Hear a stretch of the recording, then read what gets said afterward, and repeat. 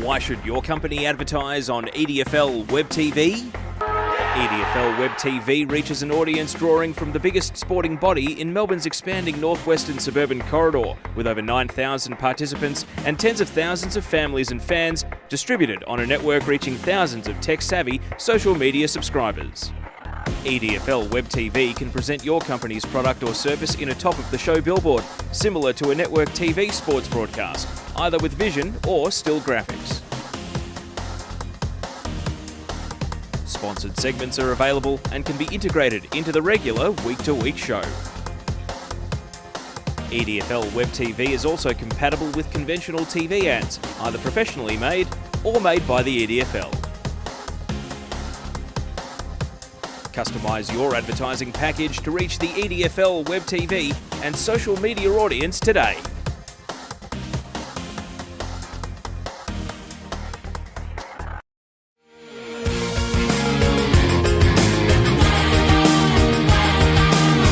Hello everyone, my name's Claire Varley and welcome back to the home of EDFL Web TV, the Pascoe Vale Hotel. We'll be coming to you weekly on the EDFL YouTube channel. This season, we'll be visiting clubs, so if your club has a significant event coming up, contact us via our social media networks. This week, EDFL Web TV has been visiting another of our clubs, so let's throw to Pellizzeri and see what's going on. Thanks, Claire. Yes, we're at Leo Dineen Reserve, the home of Tullamarine, and last weekend, the home of night football as well, as a big crowd turned up to watch Tulla beat Glenroy. This week, we're catching up with one of their senior players closing in on a major milestone. Then Adem, Saricaoglu and Dave Kennedy will join me to go through all the talking points around the league on this week's EDFL Web TV. Hi, I'm here with Justin Marcy from Tullamarine Football Club. Thanks for joining us. No worries, thanks for having me. How frustrating has the injury been in delaying your season? It's a little frustrating. We had the bye round one, as you might probably know, when we had a pracky match and done my hamstring that week. So a little frustrating. I'd like to be out there with the boys for the first 3 weeks, but hopefully can come back in the next couple of weeks. What were your thoughts about the player movement during the off-season and the experience that left the club? Yeah, it's been a bit different. In the last 10 years, we've had pretty much the same list, and we lost, I think it's about 14 players that played in our grand final side last year. So we've picked up a lot of young kids, which is good for the club. We've a lot of 20-year-olds, 21-year-olds. So unfortunately, we do miss the bit of experience that left last year. But yeah, we're looking to the future, and it's a pretty bright future at the moment. Tell us about some of those new recruits that have joined the club. Yeah, we've got Chris Burns is an experienced player from Greenville. I reckon he's played in the last 6 or 7 A-grade grand finals with Greenville. So obviously a big inclusion. And Dean Bartrop's played at Avondale Heights 50 senior games, and he's brought his brother and a couple of boys from Avondale down. And yeah, we've got a lot of young players from everywhere, pretty much, around the EDFL and other clubs. How has the coaching situation changed with Anthony Layden replacing Ash Manning? Yes, pretty much like the playing list, just a fresh start, something different, and all the boys are right behind Anth, and we've had not a bad start, two wins from 3 games, so yeah, we're pretty happy as it is at the moment. Did you expect such a good start to the season? Yeah, we were quietly confident. I know a lot of people who wrote us off, but in-house we were pretty happy how things are going with recruiting-wise, and yeah, 2 wins from 3. Hopefully we can keep on winning momentum this week. How far do you think Tullamarine can go in 2015? It's a tough question. As the old cliche, we're just 1 week at a time, so we'll worry about West Meadows this week and beat West Meadows this week with 3-1, sitting in a good position. How far away from you to getting back onto the field and reaching that milestone? Oh, well, hopefully this week, but I've got to get through training, so maybe the week after.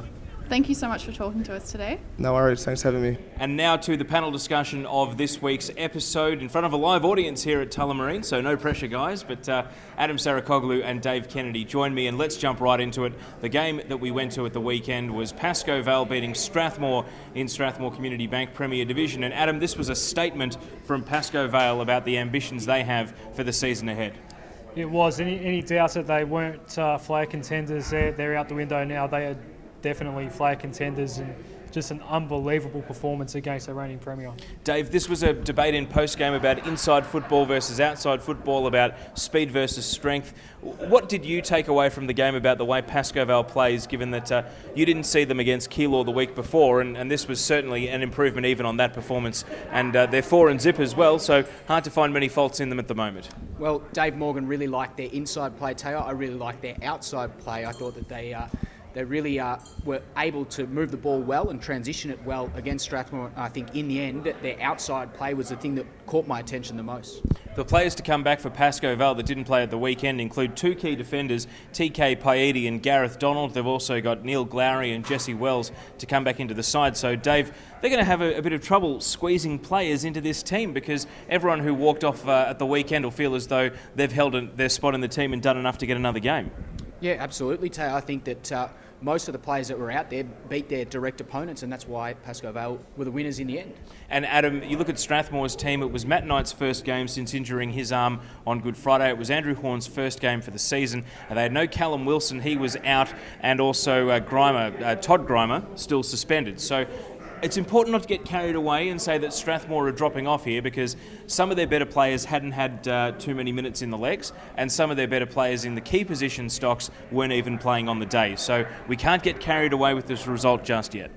No, they were third on the ladder this time last year, so it took a little while to get going, I suppose. It's a long season ahead, and like you said, there's still a few guys to come back into that side. There will be a few concerns, but not too many. Let's go now to some excerpts of the interviews with the Pascoe Vale coach Dave Morgan, our Sportsmoves Best On Ground Ben Ross, and also the Strathmore coach Craig Clinnick. You can hear the full interviews by clicking through to the EDFL YouTube channel. Yeah, look, it is quite weird. I mean, but look, no one's won grand finals or premierships in April or May. We know there's a long way to go, but from a coaching point, to see us challenge these top teams, it's a weird feeling because they've always been a very defensive mindset coach in this Premier League because we haven't been good enough. But guys like Ben Ross, Ben Warren, Daniel Harris and Adem Contessa's off-field stuff has really helped us build some belief into the team, which has made it a lot easier for the team and brought those younger players through. Are you having fun, or is this actually even more stressful than it was in the past? No, look, I definitely love winning. I mean, there's nothing better. And as you said before, Tao, it's a weird feeling for me because this has been a ground-up work. You know, building the club into Premier League and then building them into this position. It's taken 5 years of really hard work, and it's a weird feeling. And I still get nervous even when we're 4 or 5 goals up. It's not. I'm unfamiliar with feeling that way. Yeah, it was always going to be a bit of an unknown, bringing in so many new guys. But we've just gelled like fantastically. Everyone's been to training, both nights of the week, and we just complement each other really well. So yeah, it's just the boys are just loving it. We're just enjoying playing footy, and we've got along as best mates already, which is great. Harrow's great. He's been around obviously quite a while and a few years in this league now. A very veteran senior head on him, so he's great for us. Vinny Randello, who was obviously captain at Pascoe Vale a few years ago, has come back now and shows great leadership as well. But the good thing is we've got leaders across the whole board. Ben Warren forward, Lockie Raven. The list goes on. Through the midfield, like I said, Harrow, Gav Urquhart. We're pretty deep with our leadership. Our average age is quite, it's jumped up a lot on what Pascoe Vale's had in the last few years. And for you personally, how is the body? How does pre-season compare coming back to suburban footy out of the AFL system? Obviously, you've got to make your own adjustments to the workload that you put in, but how have you found that transition? Yeah, it's a lot different. I actually had a few niggles in the pre-season, so unfortunately I didn't get to do a lot of the training. So that was a bit of an adjustment in itself. But yeah, look, it's definitely different, but it's a lot less pressure. Good to come down and just have a lot of fun with the guys 2 nights a week and put in the hard work. And the good thing is the guys are really buying in and want to be successful. We know that's how you'll have fun at a local footy club. So yeah, so far so good. Look, the way they moved the ball is predictable. The way they moved the ball against Keilor, the way they moved the ball this week against us was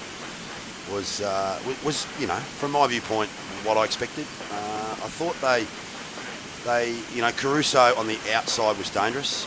We probably didn't shut him down early enough. I thought Ross was well held early, but then sort of broke and got ball, on the outside through the corridor. I was probably more worried about him on the inside. I thought Elliott did a reasonable job on Warren. I mean, I know he kicked a few goals, but I thought early in particular in the one-on-ones, he executed exactly how we wanted to execute. They liked to open up the space through the funnel into Warren. I thought Stapleton sagged well in terms of competing, getting across, and I thought Elliott did a good job on him. I thought our skipper Dale May battled bravely today, competed really hard. But look, I wasn't surprised by anything. They played really, really well and deserved the win. Look, it's early, it's kind of round 4. They've started well. I mean, what are they? 4 zip. I mean, you can't. People say, it depends who you played. It's irrelevant who you played. You've got to play everyone twice. They've started really well. they deserve to be top of the ladder. They obviously went hard against a couple of sides, you know. They went hard against Avondale Heights and really put offensive pressure on. I felt today that we were always going to keep them under 12 goals is what my thoughts were. I think they finished with 13, admittedly 13-20 or 13-18, whatever. They didn't kick well for goal. But offensively, we just didn't hurt them enough today. You know, we had enough opportunities inside forward 50 to kick more goals. I'm not necessarily saying to win, but to kick more goals. We had enough supply and enough entries. They weren't great entries. We were forced to shoot from goal from out wide a couple of times. How do I rate Pascoe Vale? They've done nothing wrong. They're top of the ladder. Deserve to be there. How do I rate them against other clubs of the past? I think it's too early to tell, to be fair. I don't want to make any rash statements. They've got the good mix and the good combination you need to go deep into a season. And just a reminder that if you want to hear the full versions of those interviews, you can click through to the EDFL YouTube channel. All right, guys, the rest of Premier Division, where the two winless teams squared off and Airport West are off the mark for the season, they enjoy a very good win, and there'll be a lot of relief around the Eagles. But Northern Saints, not only did they lose, they lost a lot of credibility, as well as losing their tempers and their discipline in this game. The number of send-offs is alarming, and when Adam Russell reported through on EDFL radio that 4 had been sent to the sidelines during the third quarter, it was hard to believe, and quite simply it's sad that they could take it up to Maribyrnong Park the week before, but then absolutely in a potentially winnable game lose it to this extent the week after. Yeah, well, they started the game behind the 8 ball. No Simeone, no Dougie and Ahmed Abdul-Wahed in this game, but come out and do that, especially after what you could say a promising performance against Marby. It's simply not good enough, and hopefully there's some people down at Charles Martin Reserve that are going to do something about it, and we might see a fairly different 22. Well, obviously we will see a fairly different 22, but a few forced changes as well from the ones that will come from league office. Dave, this win by the Airport West team means that they get a leg up on Northern Saints for the long term, but do you think the Saints are cut adrift here? Are we starting to look down the barrel of a winless season, or are there enough signs there from that Marby game that we can't write them off just yet? No, I thought they were cut adrift in round 1 against West Coburg, and I think this is further disappointing news for Northern Saints supporters. I think this is, it really shouldn't happen for a side that needs to show effort when they lack execution. Now let's go to the other winless team in the division, and it's certainly not one that we expected in pre-season. Adam, you and I both had Avondale Heights making the finals. Well, I think it's 0-4 after losing to Keilor at the weekend. That's it. They can't make it in. And I did say in the season preview video, I'm not going to bet against some of the talent they have in that team. They were the one team I was iffy about taking out of my top 4 and putting someone else in. I think I've got to say I was wrong. And Avondale Heights, they are heading now to the doldrums. Where do they go from here? 0-4, and this is after they blew the opportunity with the wind kicking an inaccurate 6 goals 8 in the first quarter against Keilor, and Keilor able to chip away, and 2 cracks at the wind to 1 after that quarter break meant that they were able to go on with the job and get a very important win for their own top 4 aspirations. Probably was the last chance for Avondale Heights to get a win and get their season going. So we know about their lack of depth. They've only used 26 players, I think, so far this year, 26. So they need to start looking in their reserves now, and if anyone's not performing in the best 22 in the ones, drop them and see what you've got in the twos, because it might be time to not necessarily rebuild, but see what you've got there and get a fairly good idea of what you need to do this summer to become competitive again, because the depth is just a massive issue at the moment. And Dave Kennedy, Greenvale, very impressive against Maribyrnong Park. Keilor get an important win for their own finals ambitions. It looks as though Avondale Heights dropping off the pace has left the door open, and a number of teams are walking through it as we speak. Oh yeah, definitely. I think Greenvale is obviously the biggest improver of the off-season. They look very impressive in the game that we had when they played Avondale Heights, and another impressive win on the weekend. Well, that is it for Strathmore Community Bank Premier Division. We also caught up with the Aberfeldy coach Adem Potter. You can click through to the EDFL YouTube channel and watch that. His team went on to have a comprehensive win against West Coburg on Sunday. Let's talk about Essendon Ford Division 1 now. We're here at Tullamarine, and this division continues to throw up twists and turns and all sorts of interesting storylines. And one of the sagas of the season finally came to an end on Friday, with Aaron Kite and Lachlan Ronaldson cleared from Glenroy to Essendon due to Stars, and Kite let all that pent-up frustration out on poor Taylor's Lakes with a bag of 10. Adam, Essendon due to Stars, a good team just got better. Yeah, Lockie Ronaldson got one as well, Teo, so 11 for that new duo up forward, and there might be a few concerns that are a bit too top heavy in that forward line for Essendon due to stars, but I'm not so concerned. It just makes them better, and they're a force to be reckoned with against a team that's very confident. Perhaps it's had overconfident right now, Taylor's Lakes, but yeah, dude is just a good way to bounce back after that loss to Craigieburn. Dave, I came out here and caught the last quarter and a bit of night footy on Saturday. Tullamarine beating Glenroy after scores were dead level at three-quarter time. There was a great crowd here. It's obviously a very well-supported club, Tullamarine. We're running a poll on the EDFL website at the moment as to whether you want more night footy, the same amount, or all games at 2:15 p.m. It's still a very close race, and I'll wait and see which option prevails out of the three. But there were about 400 people here on Saturday night, and what are your thoughts on both the twilight starts and the nighttime starts as local footy starts to experiment outside the norm? Yeah, great crowd for Tullamarine and a great result for all those involved. I kind of feel like the weather played a part in this, Teo. It was beautiful, balmy conditions on Saturday night. When the hail starts to come and the clouds start to cover in the evening, I think that night footy may not catch on at local footy personally. Well, I want to talk about the on-field side of things. Glenroy, the percentage is in the high 80s, even though they're zipping 4.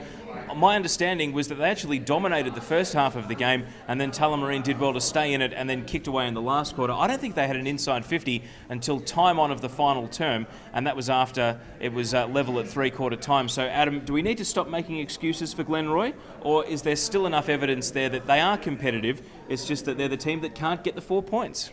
Dooders this week. It just gets worse and worse for Glenroy in terms of the fixture. But after Dooders, it's Hillside, Oak Park, East Keilor before to bye. It's been a horrible run, but hopefully they can start get a few wins going. But in terms of your question, it's probably about time we actually start looking at what is going wrong down at Glenroy, because to be zipping 4, regardless of the fixture they've had, is not good enough. And even though they've got that high percentage, a bit like Dooders last year, a bit unlucky, they shouldn't be 0-4. So they might want to reassess just what they're doing perhaps Tuesday, Thursday and again on Saturday. Let's move on now to Strathmore Community Bank Division 2, and this division has had some twists and turns in recent weeks as well, and probably the result of the weekend was Jacana getting over the line against Roxburgh Park, inflicting a second consecutive defeat on Roxburgh Park, so they've got some issues to think about, but this is all about the Jags. What an impressive result, and Jacana now a 3-1. The two expansion teams are involved in that figure, but Dave, this is the landmark win they needed for everyone to sit up and start taking them seriously. Yeah, it's a great word, Teo, landmark, and I think that obviously Chris Johnson was a massive inclusion for them, but the players learn from these type of wins. They gain confidence, they gain momentum, and it's certainly something that they can take into a massive clash again this weekend. They really need to capitalise on the win and string 2 wins in a row. And Adam, Roxburgh Park, 2 losses on the bounce now. I understand that Tim Blacker played well and James Margariti played well in midfield, but Ben Stone, one of their gun midfielders, was well tagged by Jacana, and Chris Johnson playing for Jacana as well meant that perhaps a game where they would have gone in as favourites, all of a sudden they found themselves in a very tough contest, and some smart tactical moves from Jacana were able to stifle some of those Roxy strengths. Yeah, Walker got a couple goals as well, but again, they might want to just reassess where they're at as well at the moment.